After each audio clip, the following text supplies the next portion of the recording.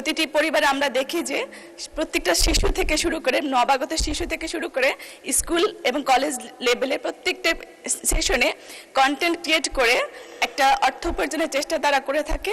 পরবর্তী প্রশ্ন বিথিকা বিনতে হুসাইন, মহিলা আসন 24। মাননীয় স্পিকার, আপনাকে ধন্যবাদ। মাননীয় স্পিকার, ফ্রিল্যান্সিং বা কন্টেন্ট ক্রিয়েশন হলো ব্যবসার প্রাথমিক ধাপ, যা পরবর্তীতে স্টার্ট আপ বিজনেসে রূপান্তরিত হতে পারে। মাননীয় স্পিকার, এখানে যতগুলো চিহ্নিত প্রশ্ন এসেছে সবগুলোর মধ্যেই বেকারত্বের সমস্যার কথা এসেছে। বেকারত্ব বর্তমানে বাংলাদেশের একটি বড় ধরনের অভিশাপ।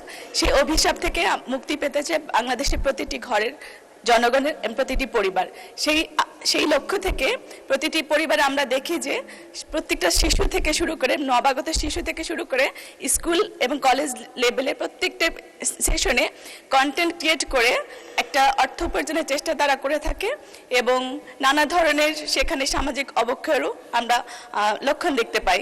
সেক্ষেত্রে আমি মনে করি যে এই সব যারা আছেন এখানে আমাদের এডুকেশন ফান্ডামেন্টাল যে বেসমেন্ট রয়েছে সেখানকার আমরা অনেকটা সিস্টেম লস হওয়ার প্রবণতা দেখতে পাই। তো আমি মনে করি আমরা যদি এই সকল যারা স্কুল কলেজে গুড প্যারেন্টিং এর মাধ্যমে কিংবা স্কুল সেশনে যারা আছেন তাদেরকে যদি আমরা একটা ক্রাইটেরিয়া, যাদের সৃজনশীল মনোভাব রয়েছে, প্রতিভা রয়েছে, তাদেরকে যদি একটা ক্রাইটেরিয়া এনে আমরা যদি সেগুলোকে এঞ্জেলস ইনভেস্টরের মাধ্যমে একটা ক্রাইটেরিয়া দাঁড় করাতে পারি তাহলে সেটা পরবর্তীতে একটা প্রোডাকশন হাউসের মাধ্যমে স্টার্ট আপ বিজনেস রূপান্তরিত হতে পারে।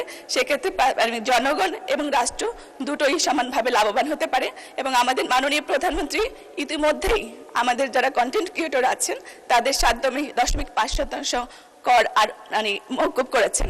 ধন্যবাদ মাননীয় স্পিকার। এবং আমার প্রশ্ন, আমাদের এই ধরনের কোনো পরিকল্পনা রয়েছে কিনা? মাননীয় মন্ত্রী।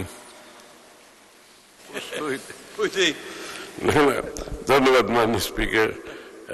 কন্টেন্ট আমি অতটুকু শুধু বলতে চাই, আপনি যতগুলো বিষয় উত্থাপন করেছেন সবগুলোতে এই সরকারের বড় ধরনের কার্যক্রম রয়েছে, সেটা আগামী বাজেটে আশা করি প্রতিফলন হবে।